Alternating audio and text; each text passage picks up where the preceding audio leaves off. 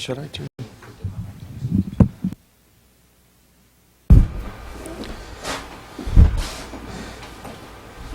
I first made my, is this too loud?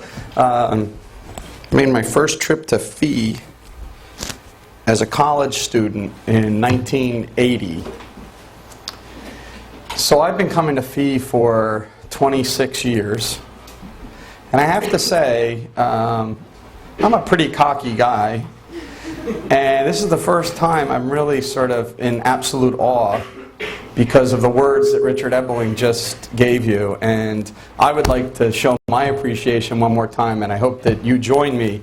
And I think everyone should stand up, actually, and give him a standing ovation for what he just did.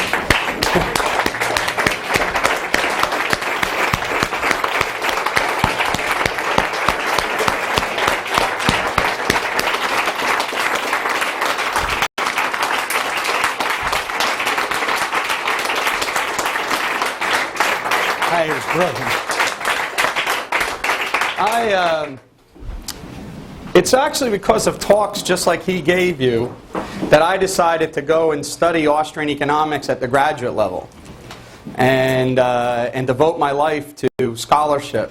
I wasn't a high school kid that got interested in economics or liberty. I went to college to play basketball and become a high school basketball coach. That was all I wanted to do. I did not look at any colleges unless the ones that came to talk to me to play basketball at them.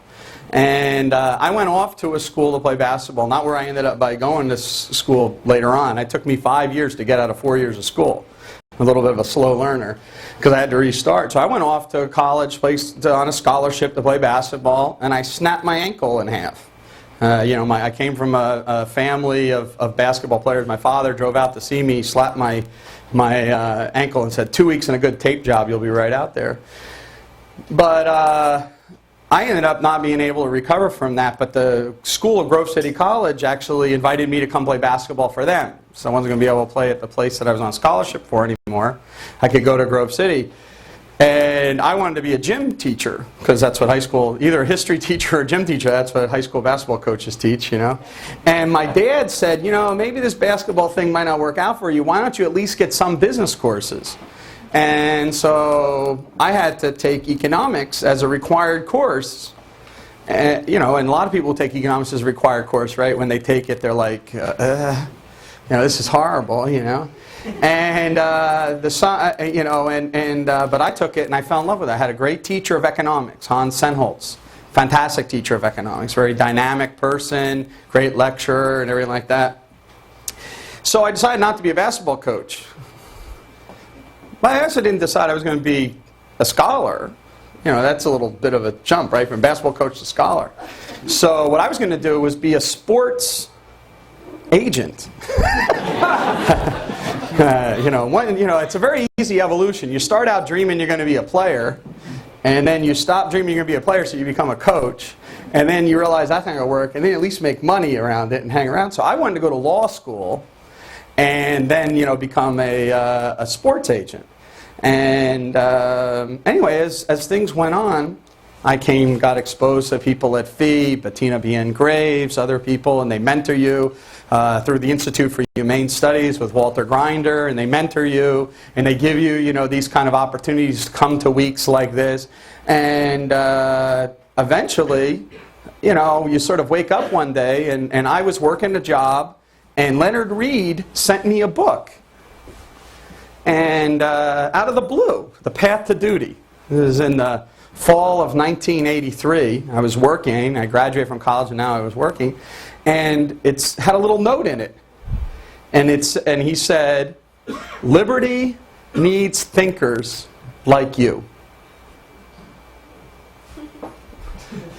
What the hell am I doing with my life, And I decided to go to graduate school in economics to become a teacher. That's what I wanted to do, become a teacher, to have the same kind of influence that Richard has had on his students over the years, that Senholz had on me, teaching students and teaching them because of this Leonard Reed notion of the lamp of liberty, this idea of illuminating the lamp of liberty. So it's actually awe-inspiring to me to hear that, because so much in academics You don't hear talks like that anymore, do you? Right? You're so caught up in the teaching, getting grades, all that kind of stuff like that. You stop to, or don't stop to think about what the whole big vision of it all is. But yeah, the 20th century is a lost century. This doesn't mean that you're conservative. It's not like we want to go back to wearing knickers and whatever. It's not that. It's that the ideas of the 20th century led, literally, as Richard said, to the death of millions of people. And not death because of old age, not death because of bad weather, but death because of a bullet in the back of your head. Or in China's case, the fact that they just dug ditches because they didn't want to use the bullets and then made you jump in and buried you. And we often forget about this. I've been to, I think, almost, except for Georgia, all the different countries that people have mentioned here. And the capacity as an economist and studying these things. I've been a guest at the Academy of Sciences in Russia. I've been in Romania, giving lectures in Romania and Argentina. I'm on the faculty of Argentina and also in Guatemala. In fact, it's extremely heartening for me. We have Juan Kachanovsky, who's the first doctoral dissertation I ever saw. And Manuel Ayau is one of the great heroes of liberty in the 20th century, one of the truly great lamps of liberty. And so it's amazing for me to see these young people coming along that are doing that. So anyway, so now I teach PhD students. That's what I do for a living. I train PhD students. I don't even teach an undergraduate anymore. It's impossible for me to go. I mean, I used to teach a course called Economics for the Citizen. And when I used to teach the course, Walter Williams, I said, Walter, what the hell am I supposed to do in this class? And he said, your goal is to make every student understand why they should be a Republican and then hate it. That's what he told me should be the goal. He says, make sure every one of them should, they never vote, to increase the living wage or something like that, but and they don't like the Republicans. So, but and I love teaching that course, and I have a principles book. But now I teach PhD students, and I talk to those PhD students. Two of them are over here, and we don't talk about this stuff, what Richard talked about anymore. What we mainly talk about is, okay, how do you get a career? How do you, sort of advance as an academic? What are the research projects? How do you get tenure? Once you're get tenure, how do you work with other students? Academics is a game of conspicuous production. Okay? I produce in order to produce more me. It's all about replication, right? I'm trying to produce students who then do what? Become PhD professors who do what? Produce more PhD students. So it's like, we ball this thing. And we get too caught up in that and we forget this basic message, which is, why is this important in the first place? Why is it that I decided to go to graduate school in the first place? Why should you decide to do it? It's because you have a tremendous passion to want to understand the fundamental questions in the world. Richard invoked Karl Marx. Let me invoke him one more time. One of the great things about Karl Marx was that he was an intellectual radical, not an intellectual ad hocery. He was a radical in the sense that what he sought to get at was the root cause of social ills. That's why his doctrines were exciting to the minds of people. They just happen to be wrong answers. But if you read Ludwig von Mises, he's also an intellectual radical. And he also sought to get at the root cause of the social ills. And it's a doctrine that's every bit as sort of fascinating and comprehensive to sort of draw into and be sucked into. Except it's not one that demands any dominion of one man over another man. It's in fact the complete opposite of that idea of dominion over other men. So, I'm a little, actually, this is completely off the top of my head because my lecture here is all about the stuff I talk to PhD students about. What's the hot items? What's sexy in economics? If you're a PhD student, where are the margins on which you can work on to tinker away, to advance your career? And all these kind of questions. And I'll get to that and I'll try to get through it. But after hearing Richard talk, I feel like somewhat like dirty. I should go take a shower. Because the reality is that we spend so much of our time, do this following image, follow me with this thought experiment. There's the world. And then imagine a bunch of little bodies around the world. Those are economists. And what we really should be doing is understanding how different economists understand the world. But what we do as professional economists is we don't really talk about the world, we talk about other economists. Right? We end up by talking all around the edges about what this guy's doing, what that guy's doing. Isn't that cool? It has absolutely nothing to do, a lot of times, with the world that's right there in front of us. And yet, what Richard was talking about is a desire to understand the world, not understand other economists. I have to understand Marx's ideas because those ideas are like a set of eyeglasses which influence the way so many different people in the world believed. 3/4 of the population, when I began studying economics, lived under Marxist regimes. 3/4 of the world's population lived under Marxism. How many people did you say was at his burial? 12. To 3/4 of the world. How the heck did that happen? You know, it's an amazing phenomena of social change.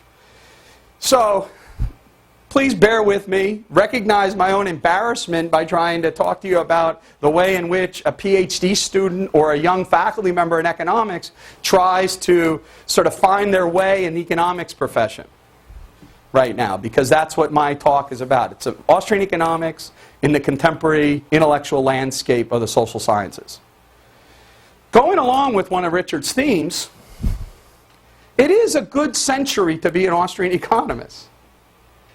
This is your time. You know, I still live my basketball fantasy. I coach AAU basketball. And unlike when I was younger, and I believed that the role model for coaches was Bobby Knight, so I wanted to choke people and kick them and all things like that. As a grown-up, I now read John Wooden, which means I should like meditate and something like that and calm down. It's mainly because my teams were losing when I was screaming at them, and I read a thing by John Wooden that said, panicky coaches generate panicky players, so I decided I'm not going to panic the players anymore. I'll be calm and easy or whatever with all these things. And so when we, you know, go out there and play in these different things, you sort of tell the students when it's, or the players, when it's at the end of a game and it's a close game, right?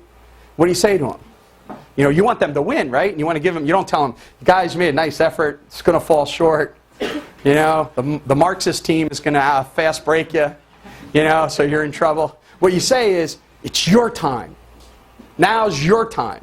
It's your time. I actually really believe that about Austrian economics.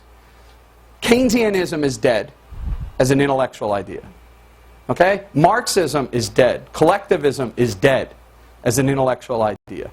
The remnants of those ideas are still out there, and they're impediments. They form impediments to us.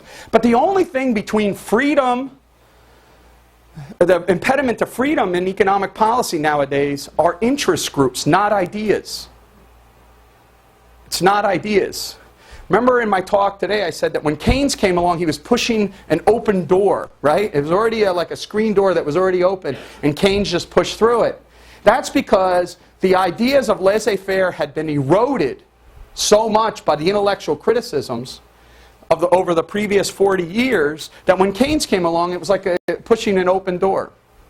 Similarly, the erosion of Keynesian and collectivist ideas means that freedom right now is like pushing an open door.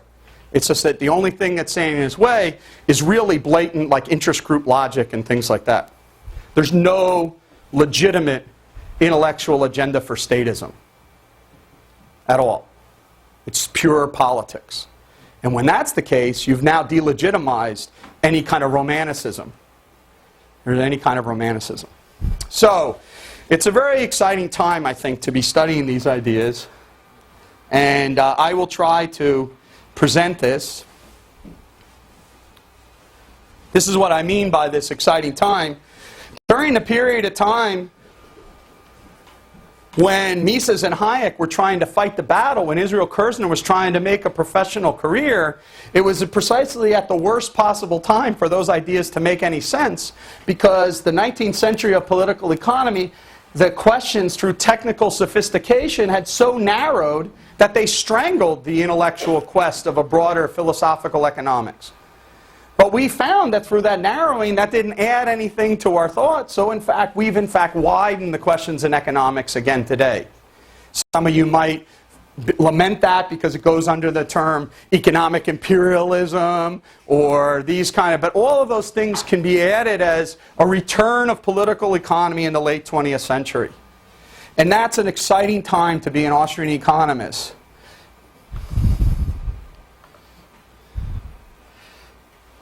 Okay, in the year 2000, the Economic Journal, which is one of the oldest journals in economics, published in Britain by the Royal Academy, right, Royal Society, they decided to have a symposium on what did Alfred Marshall miss that modern economics has advanced.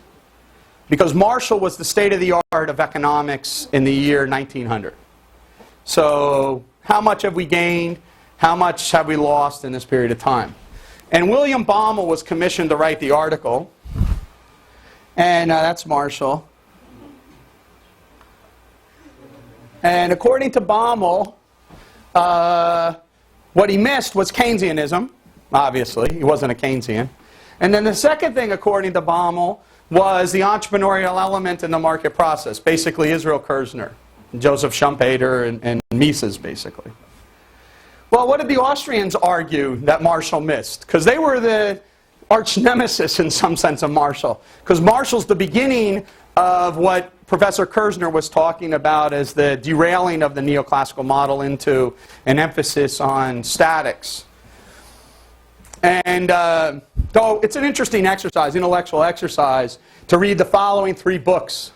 How many here, by the way, are advanced students in economics?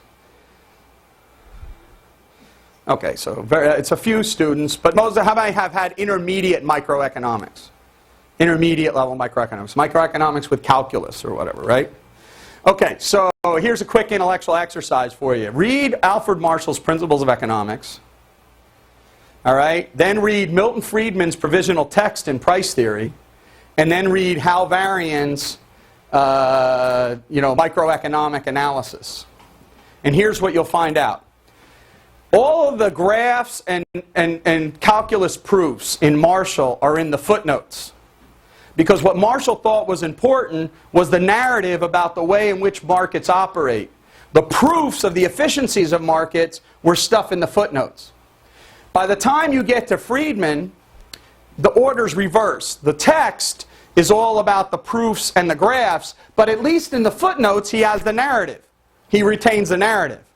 Okay, so that's the transformation of economics. By the time you get to Varian, there's no more narrative. All you have is the proofs.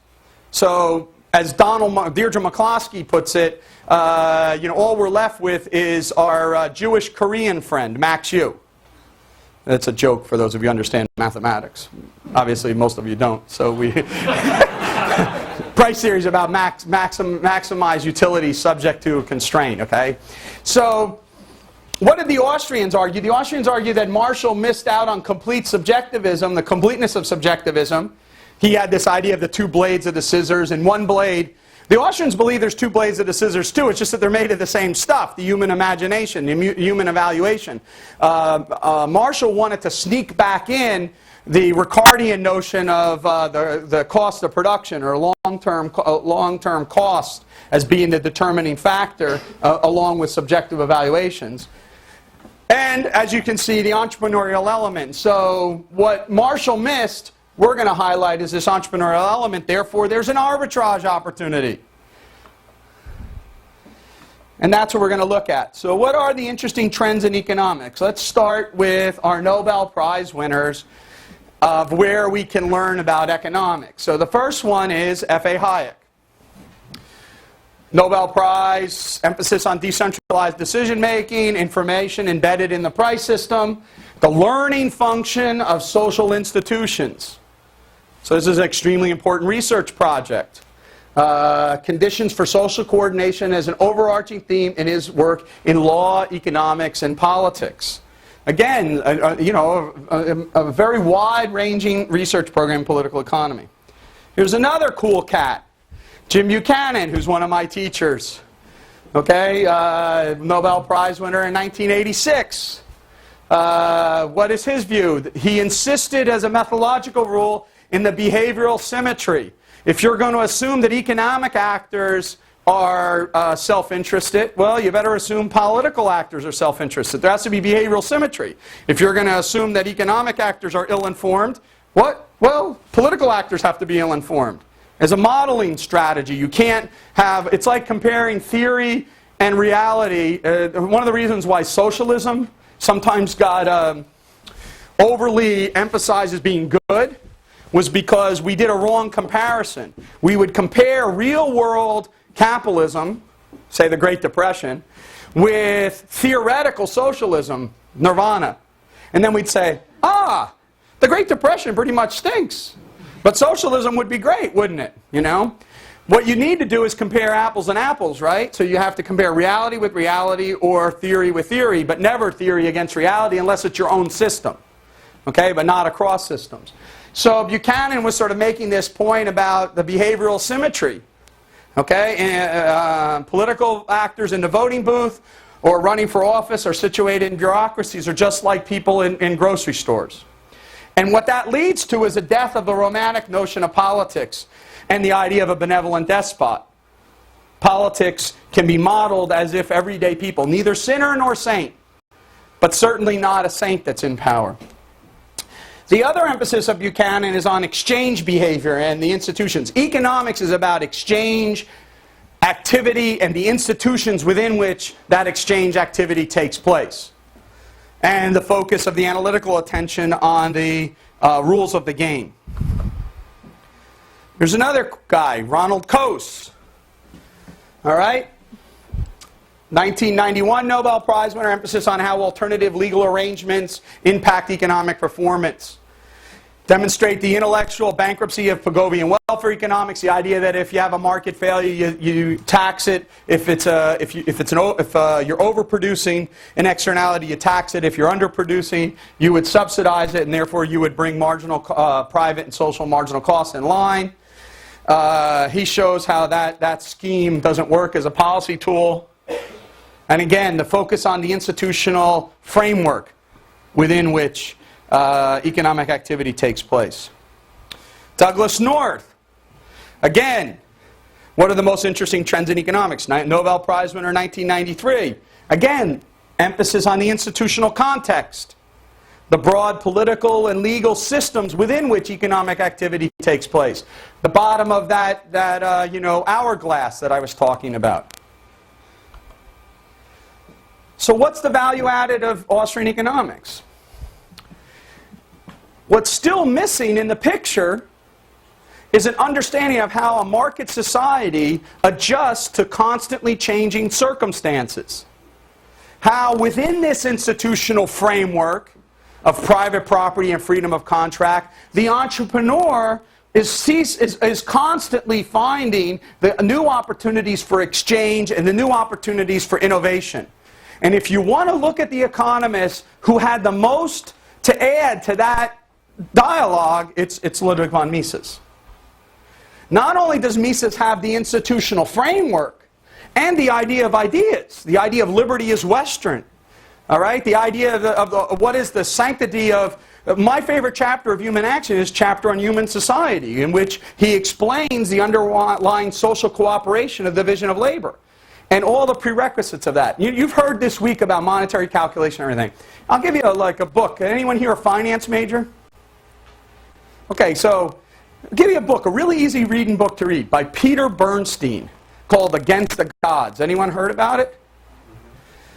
Who said it? Who said yes? Right, so it's called Against the Gods. What Bernstein does in that book is he shows how the history of probability theory allowed individuals, right, in some societies, like for example, when you think about the development of capitalism, you have to start asking yourself the question, why is it that long-term insurance developed in northwestern Europe? Not down in, not with the Spanish colonies, I was up in Holland. Why did that happen, right? And these kind of questions, because they had to, justify these long-term voyages. And he talks about how they developed the theory of risk analysis. Risk analysis. How do you do a risk analysis? How do you do a present value calculation? Just think about what the underlying institutions are of doing a present value calculation that you do in Finance 101. You have to have security of property rights, don't you? Because otherwise, why would I ever put my money there? Because what am I doing? I'm putting money aside right now to decide to put it in Project A or Project B because I promised that Project A or Project B, one of them is going to yield something in the future. But what if the government or someone else could hit me over the head and take whatever I get from Project A? When I do my risk analysis, I'm not going to do it. So why would I believe in present value calculations? Because I believe in security of private property. How about what happens if inflation? There's just crazy inflation. What's going on? That will undermine and change the interest rate and change the calculation. When you look at Peter Bernstein's book, the miracle is that we're ever able to engage in any long-term investment. And that's what Ludwig von Mises, more than any other economist, put his finger on when he emphasized the crucial problem of socialism. It would have to forego monetary calculation. And by foregoing monetary calculation, it will retard the social division of labor. There'll be still a division of labor, but it will be like around your intimates. Another way to put it is there's no way in which you could have relationships with anonymous others. Adam Smith argued in the beginning pages of The Wealth of Nations that scarce in your lifetime do you have but a few friends. But you require for your breakfast the cooperation of thousands. That's the mystery of economics. Cooperation among strangers. All right? That idea and the institutions that enable that to take place, that's really the unique domain of the Austrians. Richard was talking about mainstream economics and stuff. We've all been talking probably all week long about this.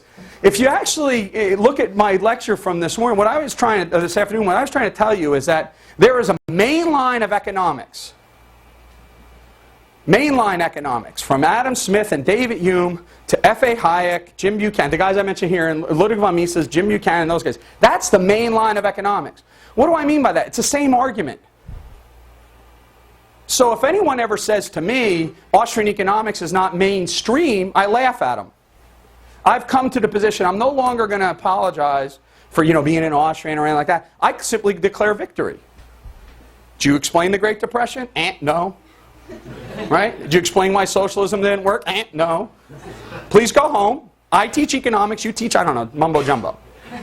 All right? And I say that. Now I can get away with it. I don't know if all of you can replicate it. You probably have to go in, but I do it. I'm going off to the LSE again as a Hayek professor. All right? In a couple months, I go in there, I tell them the same thing. I was just at LSE, and a person said to me, how do you know that the arrow of causation and development runs from curtailing predation to economic growth? Why isn't it the other way around? And I said, well, no, we know. It's, if we curtail predation, we get economic growth. And they say, what evidence do you have? I said, human history. That wasn't very persuasive to them, but it was persuasive to me. I mean, it's persuasive to the main line of economics. Keynesianism is the great diversion. Socialism is a great diversion. So never apologize for having an interest in institutions, exchange, and the institutions within which exchange takes place. That's what economists do. Jim Buchanan has a great line about this, right? The men who sit in the seat of Adam Smith, right? We're the ones who sit in the seat of Adam Smith. Ludwig von Mises is the heir apparent of that sort of whole project. So first, the intellectual history point is that Mises emphasized these points prior to any thinker in the 20th century, including Frank Knight. Okay? Mises should be recognized as the fountainhead of rational choice theory, new institutionalism, and analytical narrative approach to empirical work. Secondly, the missing element in all of this understanding of these Nobel Prize winners that I mentioned, except for Hayek, is the entrepreneurial element in human action and the competitive market process. The behavioral assumptions drive most economics, not the institutional assumptions. And what we need to do is switch it so that we get back to a situation where we have behavioral symmetry and the differences are highlighted by various different institutional environments. Let me give you a really quick, stupid example that you can use I use basketball, but you can put in soccer or baseball, whatever is interesting to you. Homo basketballicus, right? Man, as a basketball player, homo chess player anomicus that you had over there, right, before. Your goal as a chess player is to do what? Win the game of chess. That's your goal, to defeat your opponent, right? the rules of chess will dictate the way that you go about playing the game of chess. If the way we could win the game of chess is that when he made a move you didn't like, you stood up and hit him on the head and declared victory, right? That would have a different types of players playing chess, different strategies that players played when playing chess. You know, in basketball, if we change the rules of the game, we change the strategies that the players play in trying to win the game. We don't change the fundamental behavioral assumption of trying to win the game. Your goal is to try to score more points than your opponent. But you want to do it in the least cost way, most effective way, and that's going to be a function of the rules of the game. Those are the institutions in a society. Okay? And so the focus of the explanation needs to be on alternative institutions. What about more recent ideas? How about Joe Stiglitz? He's a very famous economist, probably the most significant theorist of his generation, actually, and he has a theory called information economics. He views himself as the alternative to Hayek. That's how he understands himself. There's Hayek and there's Stiglitz. Stiglitz really understands how information works. Hayek is mushy-headed about information. And so he's going to emphasize imperfect information and imperfect market structure. He's a critique of the Walrasian economics, just like Israel Kirzner is a critique of the Walrasian economics. But as I pointed out in my lecture, he reverses the presumption. And he also believes that policy relevance of economics to the world, that economics should be about the world. Here's his co-Nobel Prize winner, George Akerlof. And he also is an interesting duck. He emphasizes a thing called asymmetric information. When you go to the doctor knows more about your body than you know, so the doctor could exploit you. Just like your car mechanic knows more about your car than you do. So as a result, there could be asymmetry in this information. And he argues that this leads to a market for lemons. And he also argues that we need to broaden economics to include other avenues of life, sociological questions. You know, why do you hang out with certain groups? What's the consequence of hanging out with those groups and everything like that? On the signals that you send in cooperation with others. Well, how do the Austrians respond to this stuff? Obviously, this is a lecture in and of itself, and I don't want to do that right now. It's just a quick and ready one.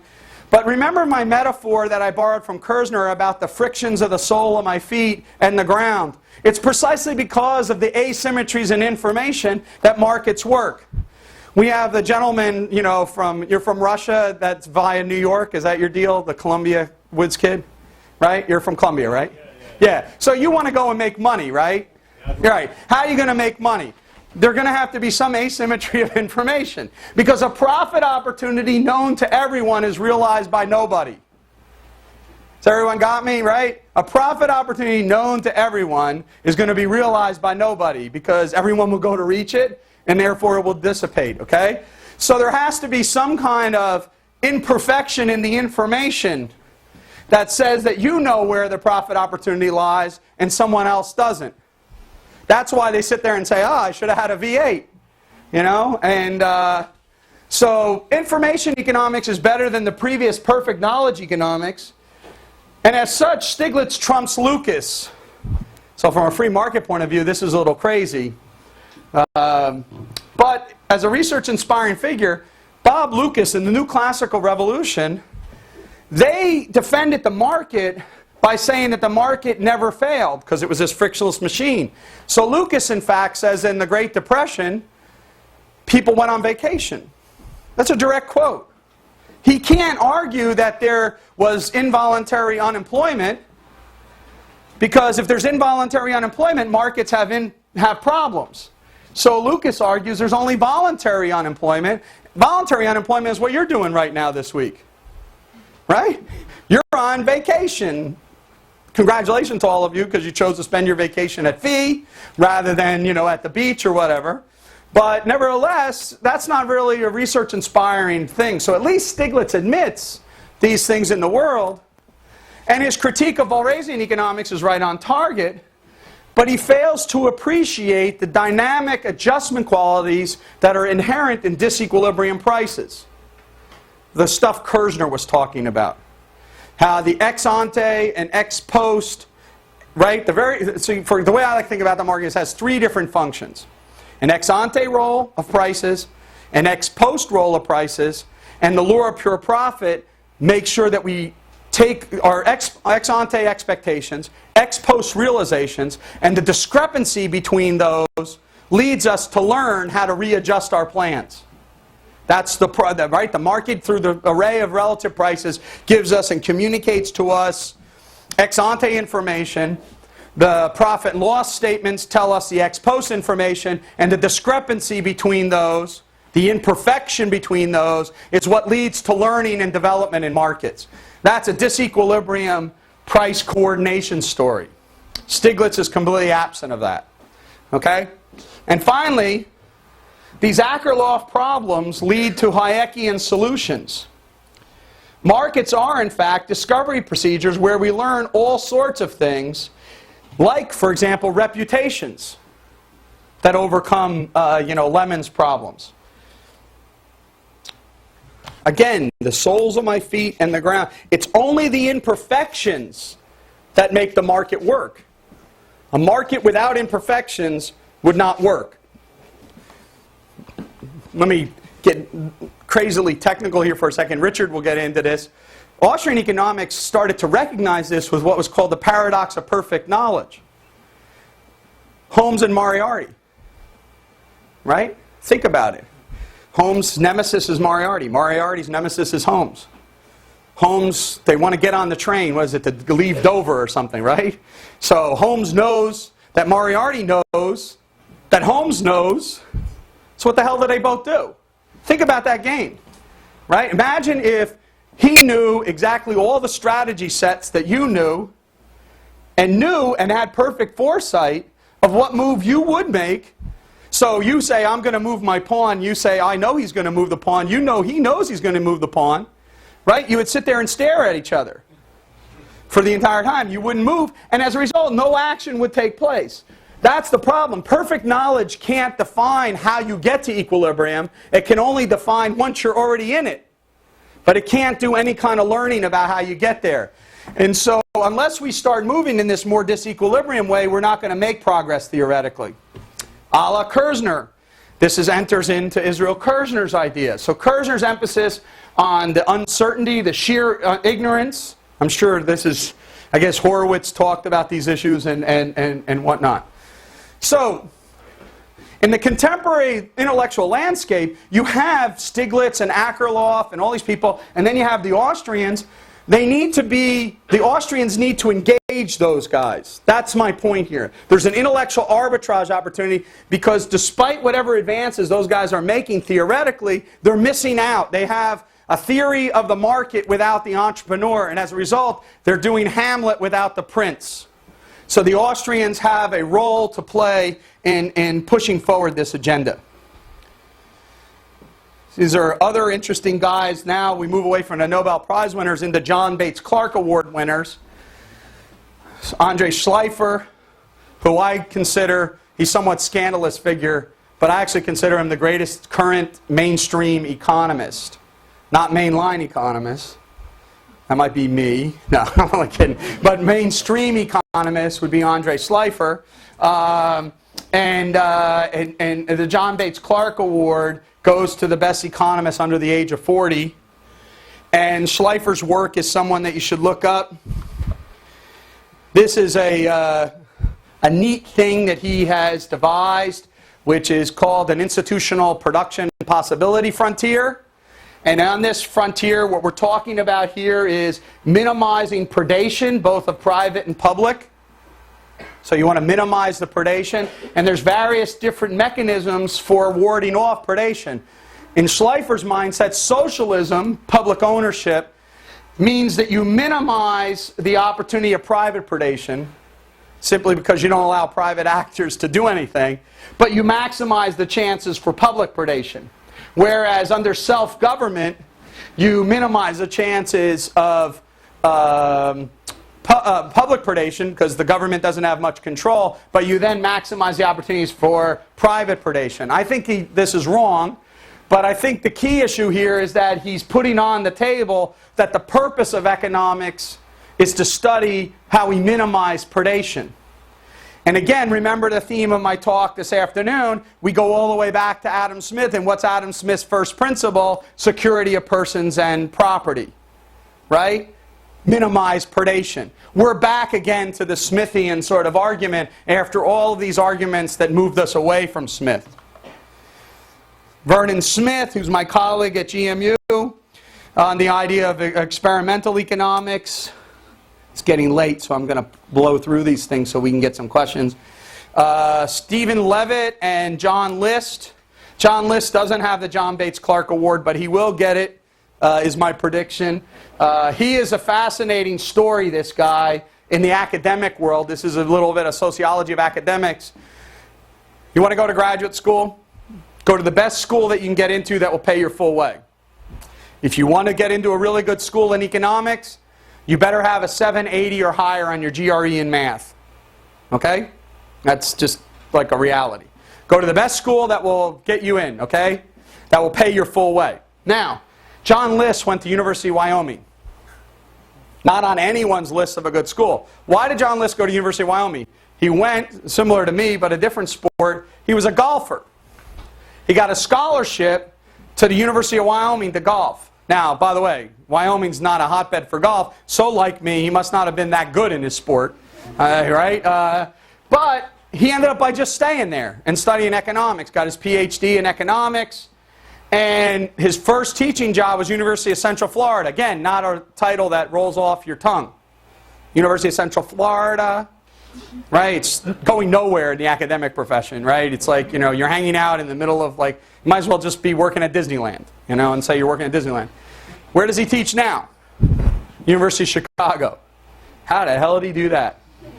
Well, you know how he did that? He hunkered down and he didn't lift his head up for 20 years and he just wrote paper after paper after paper on experimental field experiments.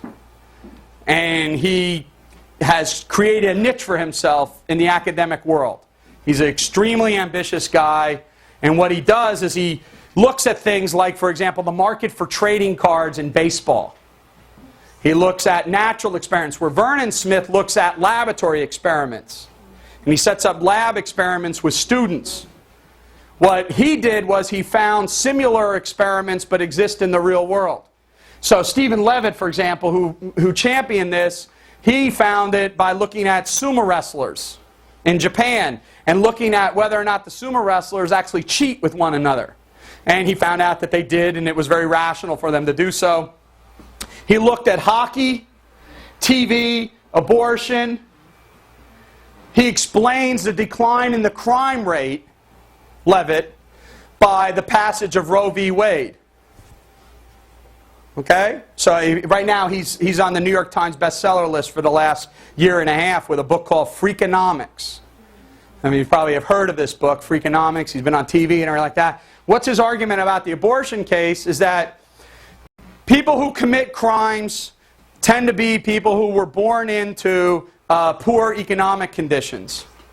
Okay? And so therefore, you know, then they're desperate and then they're going to commit these crimes later on. But once we passed Roe v. Wade, people that were in poor economic conditions, the women chose to have an abortion. So the supply of potential criminals 18 years later had declined.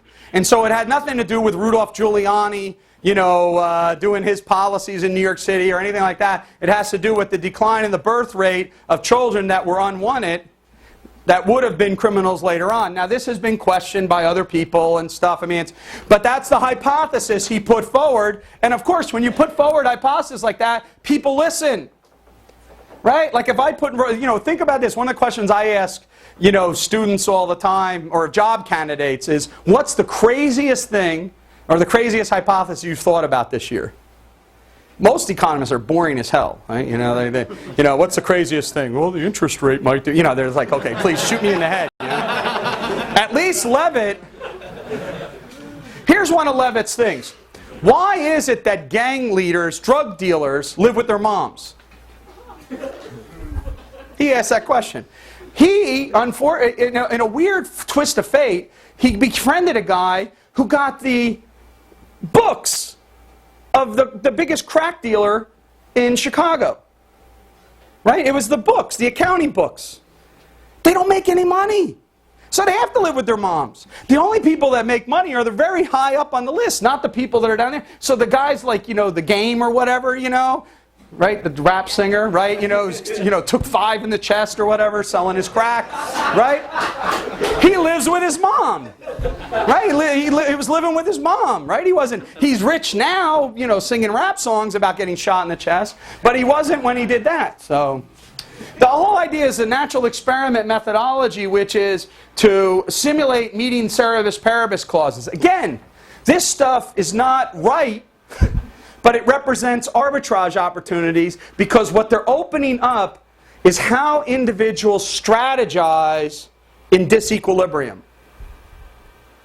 How do individuals, that's my point. Austrian economics is about strategizing in disequilibrium. For you to be able to beat him in chess, someone has to make a mistake. They have to make a mistake.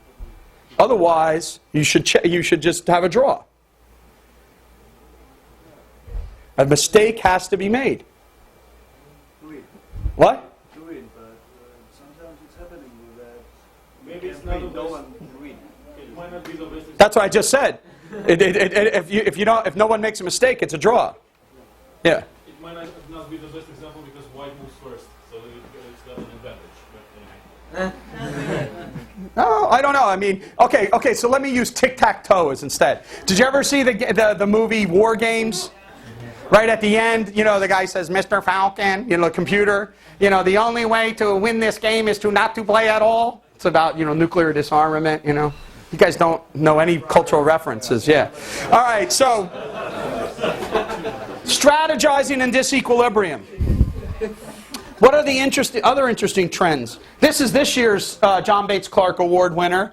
It's the economic growth and development, increasing recognition of the role of institutions and culture in development, even religion. Focus of questions on well-being beyond aggregate attempts. Someone asked me about this, the lady from Bowling Green. Right? This again is an area where Austrians have a tremendous advantage because we're subjectivist. So we don't believe that we like growth rates anyway for growth's sake. We don't eat growth rates. Right? We want people to be, to actually have flourishing human lives. So to give you an example of this is not Austrian economics, but it's philosophical work like Douglas Denial and Doug Rasmussen's book on human nature and flourishing. Contrast that with the work by Martha Nussbaum. What does it mean to live a flourishing life? One of my favorite books in philosophy is Lauren Lemaski's book on persons, right? Because what does he do in that? He talks about individuals having the right to their own projects. What is that? That's an entrepreneurial theory of morality. Right? Your ability to perceive what is in your interest, to pursue and then to follow it. Right? That's a sort of an entrepreneurial theory of morality, and Lauren sort of lays that out. Okay, get ready, folks. Anarcho-capitalism. Not only is anarcho-capitalism an inspiring alternative vision to Marx, anarcho-capitalism is a practical solution to the problems in the world today. Why is that so? The vast majority of problems in the world today are in states which are failed and weak states. You cannot assume that they have functioning property rights systems. And you can't assume that they have honest governments, because they have corrupt governments. The only solution is the endogenous creation of rules that can evolve. Where do we learn that from? That's from the spontaneous order processes that are understood by sort of anarchism is a working, practical hypothesis. And there's a literature that's now emerging in economics called the economics of lawlessness. What happens in societies in which the law, right, is either corrupt or non-existent? How is it that people find private ordering mechanisms around it? And so as a result, it's become a hot research topic, and you can actually get papers. These names that I have up here, for those of you who aren't in economics, these are not guys like me teaching at George Mason University. These are guys, Acemoglu is at MIT, okay, Dixit at Princeton, Schleifer's at Harvard. They are in the bastions of the top of the intellectual world. Okay? And they're all now coming to these same questions. Abner Greif is at Stanford. There are arbitrage opportunities for Austrian economists that never could have been imagined by Richard and his generation. At all. Richard and his generation grew up at a time when the Keynesian system, the hegemony of Keynesianism, was dominant even as the empirical world was fading away. But even when I was educated, when we learned macroeconomics, we learned Branson. No one believed it anymore, right? But it still was what was being taught. Nowadays, you can be taught growth theory with Aaron Acemoglu. And that's all about political institutions and their impact on growth. We don't need to go over that again. One set of implications of this change in the intellectual landscape, as I sort of said in that graph, is that the debate is no longer versus historicists, nor is it with general equilibrium theory. It's instead with these formalistic historicism. The second thing you have to recognize is neoclassical economics is extremely adaptable and is just as comfortable with formal proofs of equilibrium as it is with formal proofs of multiple equilibria. And once that became the case, then the idea that economics had determinate solutions was off the table. And that's why all hell breaks loose. Which at one level is desperate, but Frank Knight one time made this point, which is a good observation. To say that a situation is hopeless is to say it's ideal. Is everyone following me on that? To say that a situation is hopeless, can't do anything about it, means it's ideal. So, situations are problematic, but they're not hopeless. There's tremendous opportunities for change, and that's what you guys are supposed to, get excited about. You get motivated. This is the way I like to, when I used to teach principles, I would try to emphasize the things that Richard emphasized so eloquently in his talk to my students at the end. Because my goal as an economics teacher is if I can get you, hook you with your heart, I can try to teach you to use your mind to analyze it. You should have a soft heart but a hard head. That's what makes a great economist. A soft heart but a hard head. Okay? What you don't want is a hard heart and a soft head. All right? That's, that's like, that's the opposite of what you need. And so we need to understand what the implications are of why it is that if we don't get the theory right, we're not going to be able to understand the kind of questions that Richard put so forcefully on the table for us. And this leads me to my really basic point for all of you young Austrians. And it's somewhat of a troublesome point for most people in Austrian economics because young minds like Jeff or Adam, they decide to go get a PhD. Who do they want to be like? They want to be like Lou.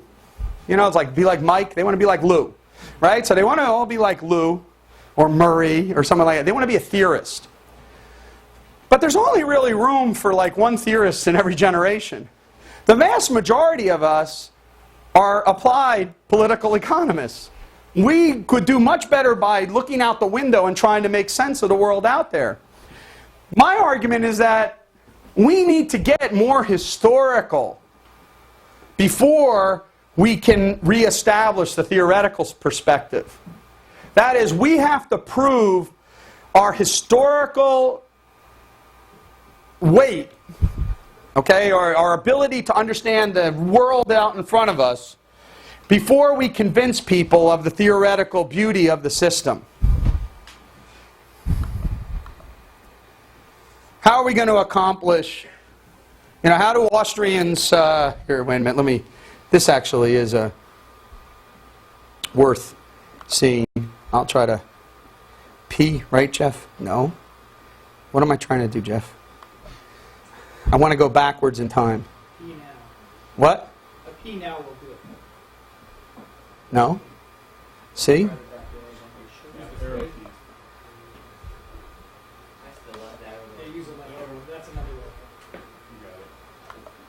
All right, look.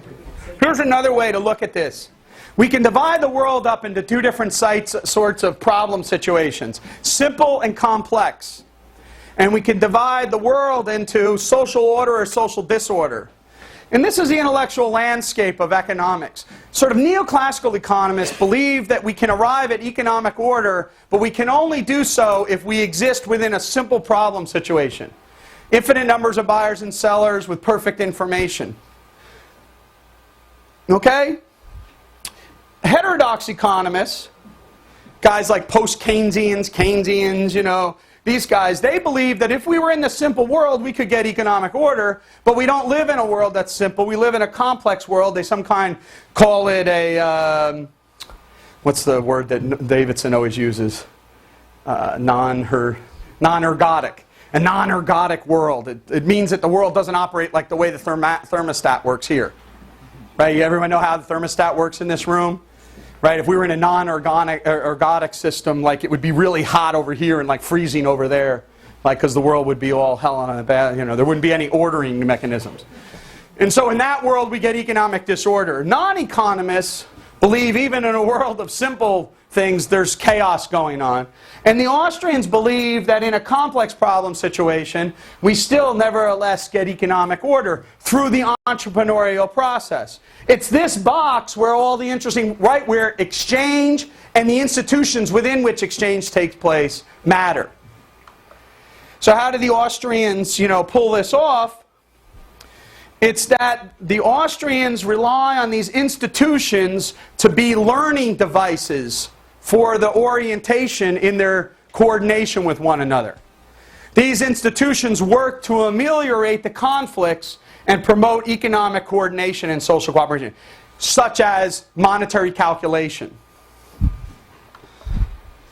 So, okay, I'll end here, and you're all going to sigh relief. All right, so here's the deal. Economics has moved significantly in an Austrian direction since Paul Samuelson. That's proposition one. If you would have compared human action to economic foundations of economic analysis, you wouldn't even know where to begin the conversation. But if you look at what's being taught at MIT today and what the Austrians are arguing, you know where the conversation lies. The world is a lot different than what it used to be. Okay? There is still much that the Austrians can add to that conversation, so it's exciting and worthwhile to become a full-time Austrian economist within the economics profession. You can get a job, you can advance, you can publish. All right? My best student that I've had so far at George Mason, I had a string of outstanding students for the last 5 years. They're all in tenure-track jobs, they're all doing great. My best student at the moment, that is in terms of track record, is a former student of Richard Eveling's, Peter Leeson. He's a star. It's not an overstatement. He has, at the age of 26, 35 refereed publications, including in the Journal of Law and Economics, and hopefully one that's right around the corner in the Journal of Economic Perspectives. He is a superstar. And he works on anarchism. Almost exclusively. 9/10 of his papers are about anarcho-capitalism. Period. That's it. Someone might have told you, you know what, you can't do that.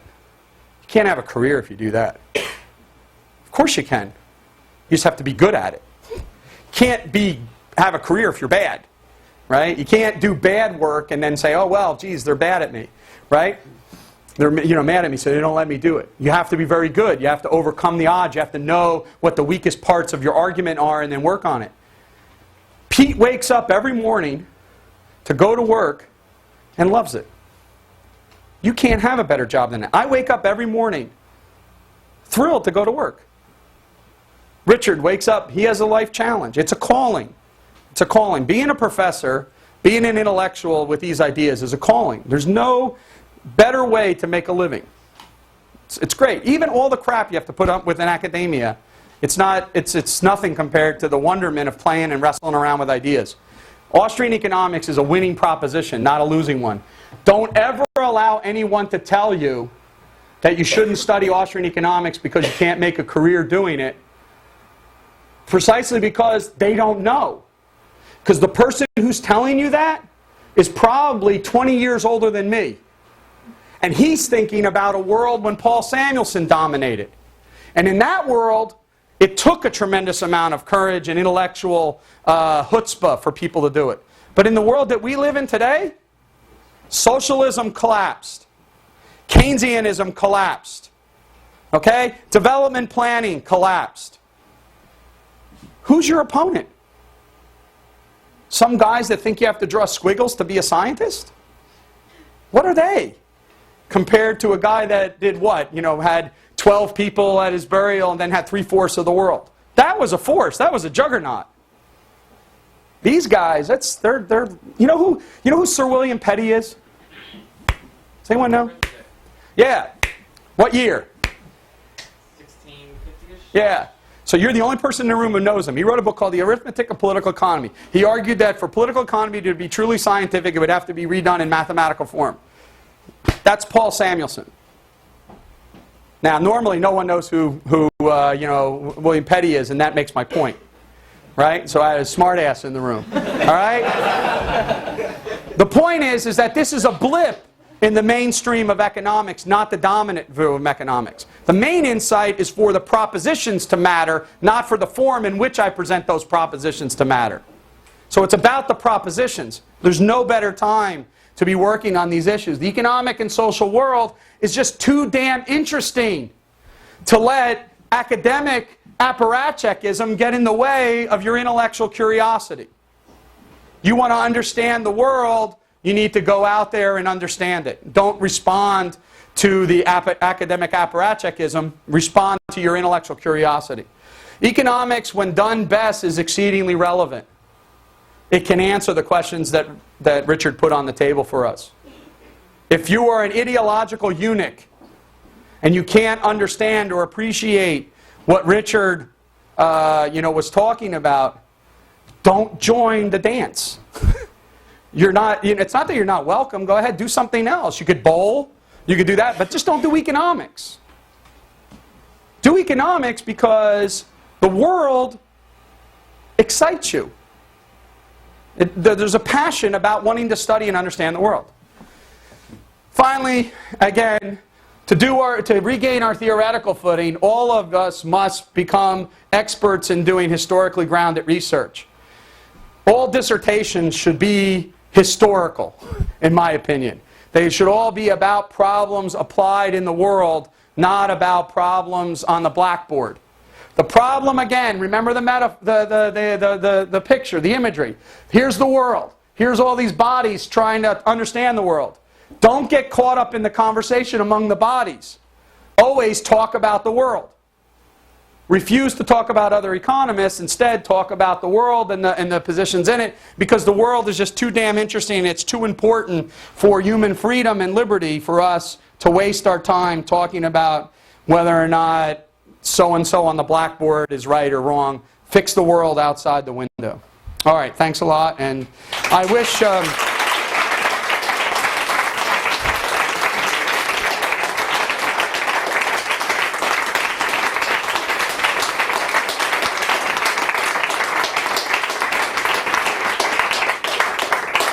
I want to, congratulate all of you on your marathon, especially listening to me, but this whole week, and the tremendous, effort that you showed in trying to study and work through these ideas with the different people. And I think it's just, fascinating. And I hope that you go back and continue to study. And as Richard pointed out, the only education is a self-education. And so the best thing to do is to arm yourself. And then I'll leave you one final thing from Bastiat, which Bastiat said, never worry about a harsh criticism of your position, but always worry about the weakest defense of your position. So arm yourself, not with the lowest common denominator argument, but the highest argument that you can reach and attain and improve in your self-understanding, and you will understand the world better, and you'll be a better lamp for liberty out there. So anyway, thank you very much.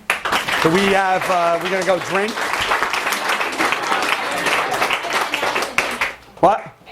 You got it.